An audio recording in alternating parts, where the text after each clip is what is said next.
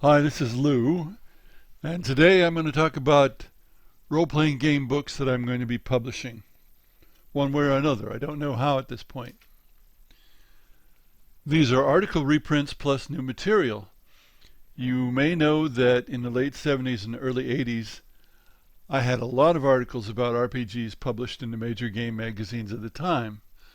Dragon Magazine, White Dwarf, Space Gamer, several others. These are somewhere between very difficult and impossible to get hold of now. Yet people still talk about them and appreciate them when they can get them.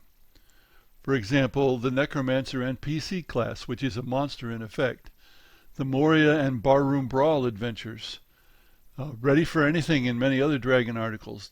D&D campaigns advice. A lot of this is still relevant for RPGs. A lot of it applies to old school when there are add-on rules. And of course the same topics keep coming up today as came up 40 years ago. 2 or 3 books is the current plan. For a long time I was going to do 2, but I've already scanned 140,000 words, and there's plus the new material. I suspect I may end up with 3 books instead of 2. What's the new material? Well, this is new to the outside world. Most of this was devised during a 20-year hiatus from participating in the hobby. Much of it has been used in games but not entirely finished as stuff that would be published, and I'll use it as is. For example, there's character classes for first edition.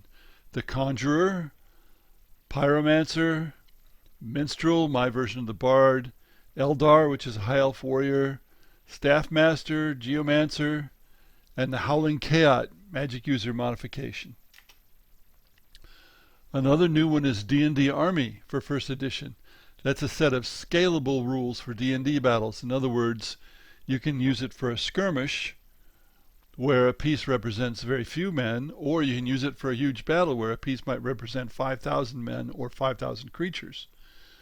Of course, there's going to be less influence from the characters as the scale increases, but the rules try to take that all into account. I never finished them, but I tested them pretty well. For example, I recall especially when the clerical hero destroyed the enemy leader in a pillar of fire to help win the climactic big battle, and I remember the preceding siege of the cleric's stronghold. Also, there will be an unconventional RPG, a basic fantasy RPG. I originally devised it for a board game, so when I say basic, I really mean it. And the board game didn't make it, but I still have these rules.